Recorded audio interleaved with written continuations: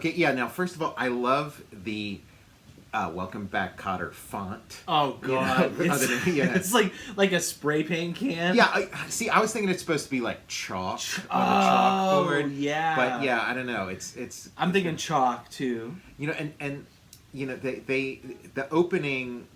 You know, it's all on this like sound stage, this very fake set, but then you got this great, you know, all this great like kind of gritty, you know, city streets kind of stuff. It looks like the footage might be like from the 30s or something. Yeah, you're like, right. Like I'm recognizing there's like a shot where they're riding under the elevated train, and I swear I saw that same shot in The Godfather. Yes, or I saw a horse and buggy, horse and buggy going by. This is another show from my youth where I think I've talked about it so much where I'm watching it when I'm little at like 20s and trying to like make heads or tails of. I didn't understand the concept of the substitute teacher returning back to his school, like in Dear John, like the support group, or like I didn't understand I just like, why are they in this classroom? Right. Why are all these people who look like they're roughly the same age all in a class? Like, why is the teacher younger than some of the students? I mean, and don't get me wrong, I love these characters like. So this is like an adult education class or something. It's night school. Night school. Same with like Night Court. I'm like, why is everybody in this building like after dark? I can't wait till we do our Night Court episode. But yeah, and I'm like, you know, loving Gabe Kaplan, like so charismatic. Like I was always a big fan of, and you know. Charisma is an interesting word because he kind of underplays it, but I think that's kind of like the style. Yeah, like he's not like for all the, you know, waka waka, you know, for all the like, you know, Grouchoisms and like hitting the jokes hard. He kind of, you know, he's got like a kind of like a dry delivery and stuff. Definitely does, and you're like leaning in close to hear what little one-liner or zinger is he gonna draw? Yeah, he's got like it's like the James Dean School of Acting. Yeah, it's like a Dustin Hoffman kind of delivery, you know, kind of.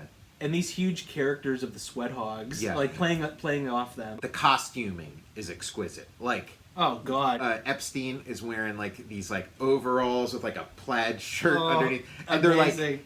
Overalls with like patches and like a heart drawn on it. Love and, like, it. Paint spatter. And then you got a lot of denim. Lot of denim. Oh, and then in the last episode we saw Kotter's green corduroy jacket. Yeah.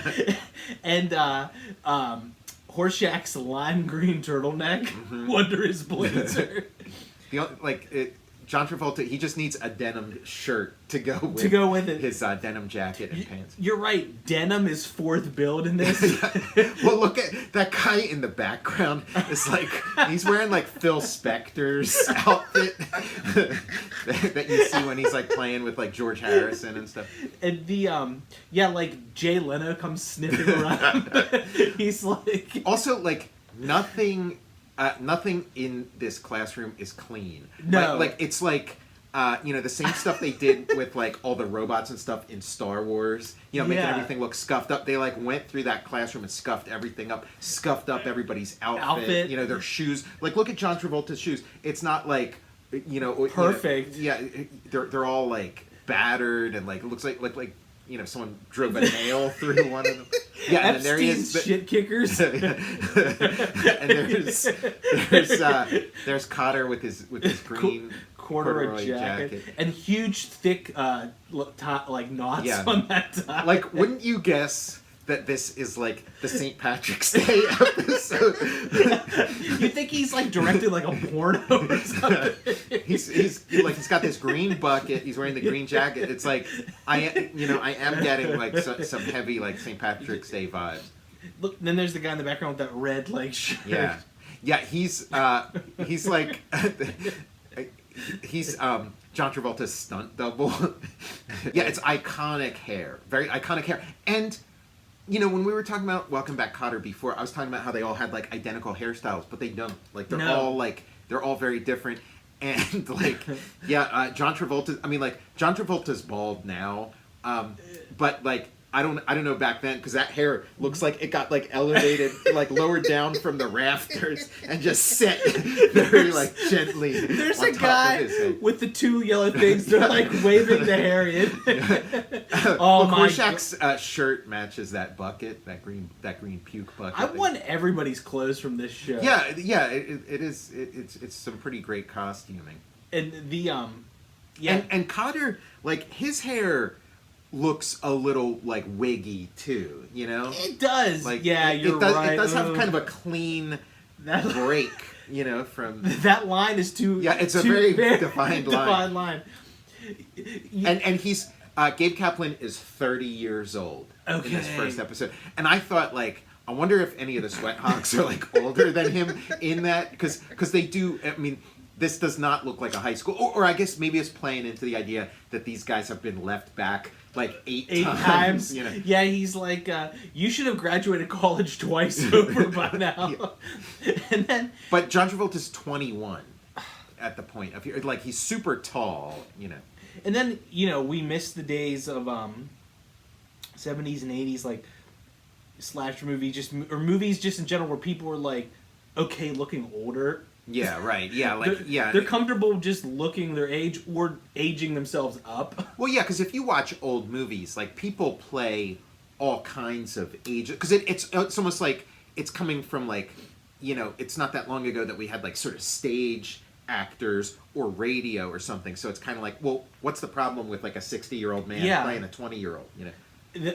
Now it's like Robert Downey Jr.'s got Grecian black hair, and he's like, yeah, I'm 40, and he's like in his 70s. Well, the hair that's why I'm thinking Gabe Kaplan's hair looks kind of wiggy. There probably is like a generous application of Grecian formula, because everybody's hair in this is like exquisite jet black. It's like jet black.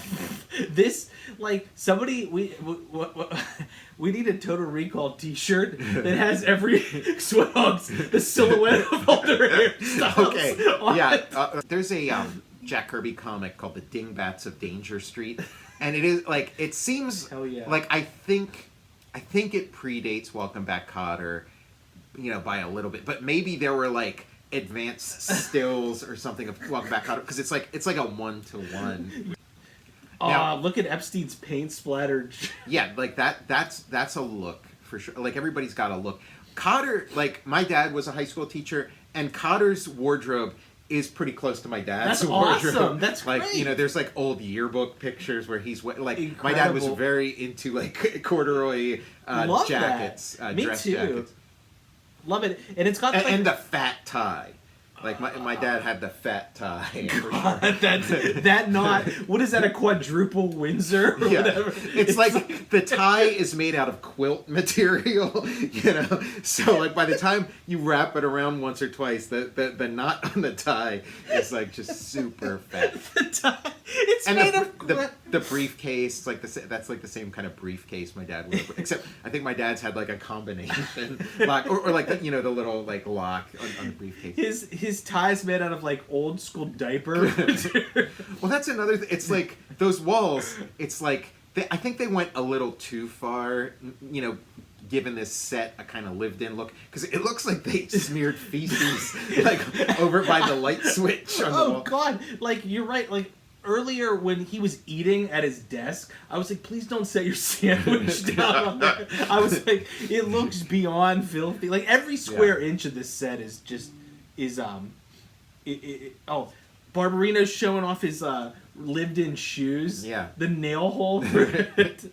He's doing some W.C. Fields. Oh there. yeah. They're kind of like they're this close to doing the Marx Brothers stuff. Oh yeah. Stuff. And it's funny, like, because it's the first couple episodes. They haven't done like the Marx Brothers stuff yet, but like I didn't realize, like, from day one, Juan Epstein, he's doing the Chico Marx delivery, the vocal quality, the cadence. He must, Chico Marx must have been like his idol. Yeah. Because he's doing, so like, it's like you got a guy who does Groucho, you got a guy who does Chico Marx. It's not, it's not going to take much for them to start falling into it, because they're just about there. And then I loved watching the Groucho special. Yeah. The Gabe Kaplan Groucho. And I also love Washington has his like lime green basketball jersey with just the like. I love a football jersey or basketball jersey or baseball top that has just, it's like no team is affiliated with it. It just has a number. Yeah, like sometimes I'm looking for like a ball cap that has like nothing written on it. Yeah, and that's like so hard to find. There was the I remember like the classic like summer camp cliche. It's like you're a counselor and you just have a belly shirt with 0 on it. Yeah. Well, it's like Washington has the number 1 on his, it. Yeah, you know that famous player on the generic team. That... I think I've pulled off at one point in time Barbarino's maroon T-shirt with jean jacket. And then the that cheerleader in the first one, she was in Police Academy 4. Oh, okay. Yeah, and then the first one, the villain, like it was like a debate team thing. Like the Sweat Hogs had to debate like the debate team, the official debate team. It was kind of like The Longest Yard or something, where it's like they're just there to get like bulldozed by the real debate team. Like the Sweat Hogs are there just as like, as like a punching bag. Yeah, cannon fodder. And then they turn the tables. And they pull out all the stops. They use their wild and then you got Horseshack timing it. Right, yeah. What a great timing gag. Yeah, and James Woods, like, young James Woods, from day one he's playing Creeps. So he's like the creepy the creepy head of the captain of the debate team. And he settled into his current creepy. Yeah, he looked like the oldest person in the room, like, older than the vice principal. Who looks like he has 1 foot in the grave. Yeah. Nice bow tie too. Yeah. My Pap's jacket after he passed away, and that jacket that he's wearing is like a 1-to-1. It's gray with like those black flecks on it. That material is just so like nostalgic. It seems like in the 70s this sort of like generation gap was like so well defined, where it's like, okay, here's what somebody who was in World War II dresses like, and then here's what like the current generation is dressed like, and it was like those like 2 brands or whatever, and it's like so clearly defined here, and I feel like that doesn't exist anymore. It's like there's all this overlap, and so overlap, like and like all these like subcultures and definitely like all this fractioning where it's like you got like the rock and roll grandpa and stuff, of course, you'd have like an 80-year-old guy like doing like dressing like the newest TikTok trends or something. Well, that's what I like responded to in the first J.J. Abrams Star Wars. It was like, oh yeah, like Harrison Ford, probably older than Alec Guinness when he played Obi-Wan Kenobi, and so he kind of is like the Obi-Wan Kenobi in that Star Wars, and it's like, oh, this is perfect, because in the 70s, Obi-Wan Kenobi is dressed as like this old wizard, this old man. And yes, in, 2015 or 2014 or whatever year it was, the old men are dressed like rock and roll cowboys. Like that, he was dressed, like that's how Grandpa dresses now. He's, now Kotter's got a mustard shirt and a again, this is like this all the palette's great, but this is all stuff my dad would wear. And that's amazing. You know how you like reach a point where you just kind of freeze, like you don't really update your wardrobe, like to maybe a little bit here and there. Like, so it was like my dad was wearing that stuff like in the 90s and stuff. Yeah, 'cause it's like you got a closet full of clothes. What's the point of buying new ones? Look at that patch, random patch alert. Barbarino though. Yeah, you can see like how he's a star. Like he's not going to be on this show for long because he's I looked at the this show ran through the 70s. Yeah. 79 was the last season. Yeah, and like they really play to the crowd. Like there's mugging. Like, oh my god! Horseshack's doing like the Norman Fell thing in Three's Company, where he does like the silent laugh and kind of like mugging and playing to the crowd, and the crowd is eating it up, loving electric crowd. Everybody gets their little moment, and this is like just right off the bat. Like it gets even worse as like the show establishes itself, and it's like everybody's got their moment where they come out and their catchphrase, and the crowd is just like falling out of their seats. We heard about like 4 catchphrases already. Yeah. One was like in your jock with a bunch of locks. Yeah, what was it? Well, because first it was off my case potato face, which is a classic one. And then I know like later on they probably had to like work their way up to this, but I know later on there's going to be off my case potato. There's going to be off my case toilet face, where it's like they're really like skirting they're like asking for trouble from the censors. Toilet face. But they had to escalate. And then James Woods, he gets like the last word. His is in your socks with a box of locks. Yeah, off my case potato face. Because he's like a little snootier too, so his is going to be a little more sophisticated. You know? Like the principal was like, I don't know. He's like, James, is your ass caught too tight? Up your ass with a bag of glass. Up your dick hole with a rotten pickle. They're like the censors. On your taint with a can of paint. Yeah, right, yeah. They're like, Kotter, jeez. They're like, everyone like they're laughing at the dick hole, and they're laughing at the glass, but the taint with the can of paint. Like everyone gets all serious. They're like, like when they're warming up the crowd, they're testing out these lines. You know, great mugging and it got me thinking watching this, because this show is sort of like concurrent with Happy Days. Oh yeah. You know, and you got Barbarino, and you got Fonzie and stuff, and I'm thinking like, because Happy Days starts out as like a like filmed like it's like a one camera shoot where it's filmed like a movie. Yeah. You know, where it's like a film stock. It's got this like, you know, gritty quality, and there's cuts and things. Where this is like a 3-camera shoot in front of a live audience. And a couple years into Happy Days, they switch over to a live audience. And I wonder if they saw like just the extra energy that you get from like a crowd losing their shit. They are losing it. Because like I wonder if they were kind of looking at Welcome Back Kotter, and, you know, Gary Marshall or whatever was looking at Welcome Back Kotter and like, I want a little bit of that energy. On my show, you know, and because the catchphrases went out of control on the Gary Marshall shows too. So I'm wondering if he's watching this and taking notes. Yeah, like the crowd, like the actors were feeding off the crowd reaction. Yeah, it's like wrestling or something.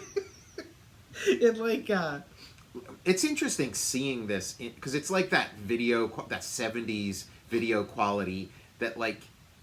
You know, you only see if somebody like has motion smoothing turned on their TV, and so watching it on a big screen, because like as a kid, I'm watching this on like a tiny, whatever, too. You know, or like you know, the family color TV where the picture tube's a little bit blown out. Of course, but like now we're seeing it on a big screen, you know, HD or whatever. And like you're seeing every nook and cranny, and yeah, like in that, and like Kotter is like exhausted and he's like covered with sweat, and you're seeing all this like detail and glistening. In the first episode, I could see about 2 inches of pancake makeup on James Woods' face, covering his acne scars. Right, yeah. Yeah, you're right. You can see that every drip of sweat on there. Mm-hmm. Yeah, you're right. Tom, that is getting. I think we're in Wigsville here. Yeah. Your wig spying ability, like that. Yes, because it's like, okay, Gabe Kaplan's hair is pretty phenomenal, but it's like, look, Gabe, we got this amazing wig. It is, because it looks like you know George Washington or something, just like painted black. Yeah, it's Kaplan crossing the Delaware. He's like, when Gabe Kaplan comes on the show, we'll have to ask him about that. Oh my god, I cannot wait. Yeah. We'll tell him that we have a poker-themed YouTube show. I'm gonna win the Total Recall poker tournament. Yeah, this show is phenomenal. Tom. Yeah, it is. It is a lot of fun. Look at that carpet. Oh, it's like shag carpet at the school. A lot of colors too. Yeah, I didn't recognize Mrs. Kotter at first with her without her glasses. I thought like maybe they'd like recast her or you know like, but I'm She's pretty sure same, that's her. Yeah. It's the same, yeah. And amazing bell bottoms. Huge bell bottoms, and like I like the 70s 80s apartments. Like I remember the trends too. Because like they have all these like woven baskets hanging on the wall. It's the woven baskets trend, because I remember like my mom had these, and also plants. Interior plants were big. Yeah, it's like a very gritty apartment. Like again, they're just going for like this 70s grit, like every inch of this thing. So they got this gritty apartment, and so I can see why you would want to kind of dress it up and give it a little bit of flair, just to keep it from looking being, like, boring, completely oppressive. We bring in the Welcome Back Kotter set dressers. Yeah, and I mean, Welcome Back Kotter. It's just like, one of the best theme songs ever. Yeah, like such a great theme song. John Sebastian from The Lovin' Spoonful. We just heard it in Ant-Man. Yeah, that's right. Yeah, that's where I think that's what gave us like Kotter on the brain. Oh, we've got seeing Ant-Man. Yeah, one of the great like theme songs, super nostalgic. I remember singing that when I was little. I'd be like, my grandmother had the couch, like, it kind of like the television was in the corner, and I would just lay this way on the couch looking right at the TV. Well, it never really went away, because they would always like use it on commercials and things, like, long. It is kind of a classic song. And from that era when like a TV show theme song could actually like be on the radio, Yeah. Like, believe it or not, I'm walking on air, and thank you for being a friend. And the Kotters, like, I guess they like just moved into this apartment because they're like sleeping on a futon. Yeah. And I guess that's like the only, they kind of have like the honeymooners apartment or something. They have, it's like a studio apartment. Waiting to see like a Murphy bed come out of the wall. Right. Oh, yeah, they're Gabriel Kaplan getting fancy there. Yeah, I always think of him as Gabe Kaplan, but I guess he was Gabriel Kaplan, very fancy. It's kind of like when Joey Lawrence started billing himself as Joseph. Yeah, Richard Schroeder.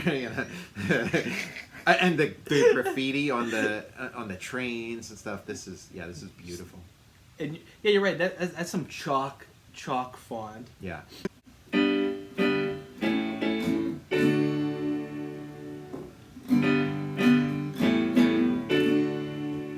Welcome back, for the names have all changed since you hung around, but those dreams have remained and they've turned around. Who'd have thought they'd meet you? Who'd have thought they'd lead you? Back there where we meet you. Yeah, we tease him a lot, 'cause we got him on the spot. Welcome back. Welcome back, welcome back, welcome back. Welcome back, welcome back, welcome back. Yeah, we tease him a lot, 'cause we got him on the spot. Welcome back. Now, when I was a kid, I do sort of like song parodies, usually like just changing like one word or whatever. But I do, welcome back, you're a smack, don't come back. Welcome back, you're a smack, don't come back. Now, when you were a kid, did you use the term, did you ever call somebody a smack? Was that a thing? I don't remember. A smack. Think about this song. I was remembering doing Welcome Back, you're a smack, don't come back. Welcome back, you're a smack, don't come back. And like, so like when I was a kid, you'd call somebody a smack. And I don't know if that was just like something that we said in my family or in my neighborhood or maybe in Philly or if it was like a larger kind of thing, like maybe an 80s thing. I don't know, but it was smack. You'd call somebody a smack. And do you know what it's short for? No. It's short for a smacked ass. You're calling somebody a smacked ass. Like you look like a smacked ass. Like did you ever hear that? Did you ever hear somebody call somebody a smacked ass? I heard like when somebody's leaving, it's like don't let the door hit you or the good Lord split you. So yeah, I mean it's just a little sidebar that I just kind of remembered. Welcome back, you're a smack, don't come, and calling people a smack and smack being short for a smack. That's amazing. So I'm gonna start anybody in the that. comments, if they remember that from their childhood, or maybe it was just the Scioli family would call people smacks and call people smacked asses. Call my cousin Greg the Egg.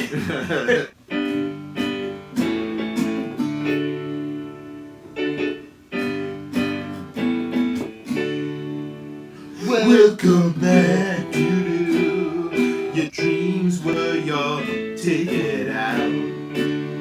Welcome back, that same old place that you laughed about.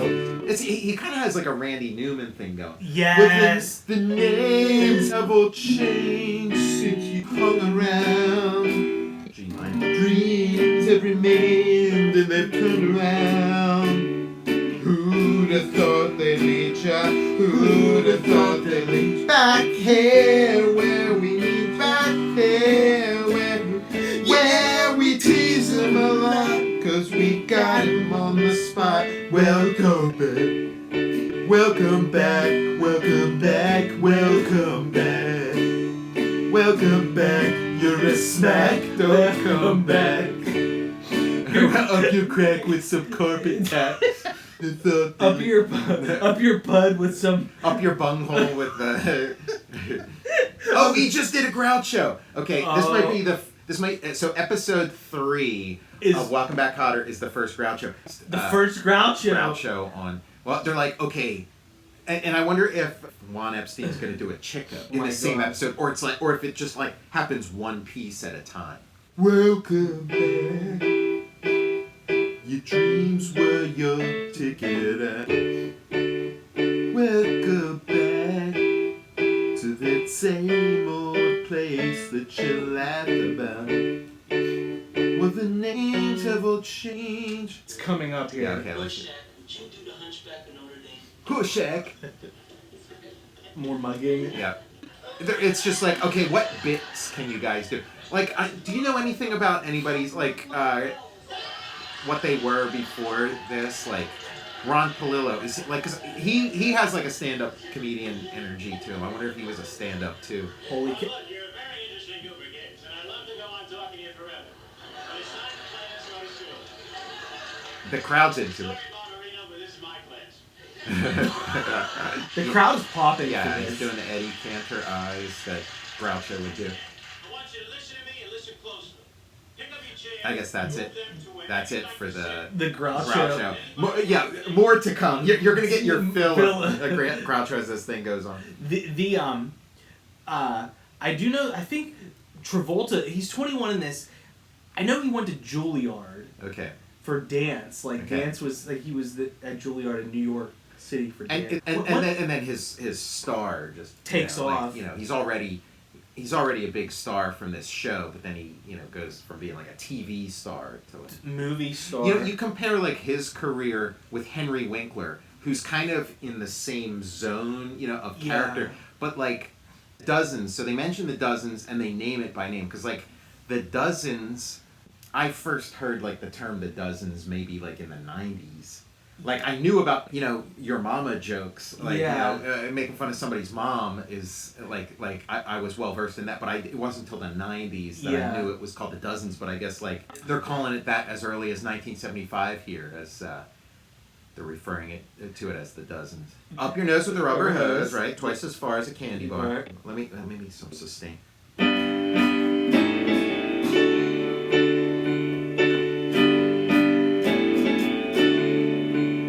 Welcome back. Your dreams were your ticket out. That A&D change is tough. Your dreams were your ticket out. What's the right change for that? Yeah, I think your dreams were your ticket out. It changed on to your. Welcome back to that same old place that you laughed about. That's it. Well, the names have all changed since you hung around, but those dreams have remained. Who'd have thought they'd meet you? Who'd have thought they'd meet back here where we meet? Back here where we meet. Yeah, we tease him a lot, 'cause we got him on the spot. Welcome back. Welcome back, welcome back, welcome back. Welcome back, welcome back, welcome back. Welcome back. You always could spot a friend. Those are good, better changes. Welcome back. And I smile when I think how it must have been.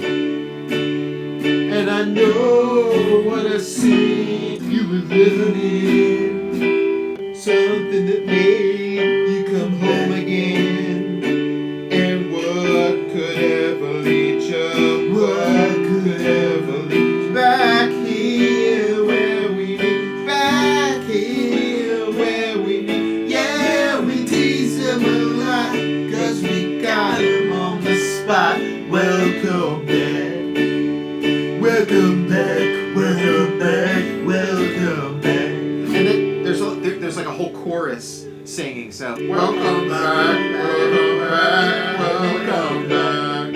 Yeah, we tease him a lot, cause we got him on the spot. Welcome back. What a great jam. Yeah, that was fun. That was a fun one to play. Look at it. Yeah, bright red. You're selling color TVs with these outfits. You definitely are. I mean, it is. I'm not complaining. I'm loving it. It's searing my retinas. You've been watching the Welcome Back Kotter episode of the Total Recall Show. I'm Tom Scioli, author of I Am Stan, a graphic biography of the legendary Stan Lee, and Jack Kirby, The Epic Life of the King of Comics. And you can pre-order both those books at the pre-order link in the show notes below. I'm Matt Zeoli. And you can follow me on Twitter at Tom Scioli or on Instagram at Tom_Scioli. Follow my music on Instagram at Speedrun Rock. Support my Patreon. Go to patreon.com and search Tom Scioli. And yeah, we'll see you next time. Yeah, see you next time. I'm going bell-bottom shopping. I'm gonna try to watch every episode. Yeah, of it's so good. Yeah, it's comfort food for sure.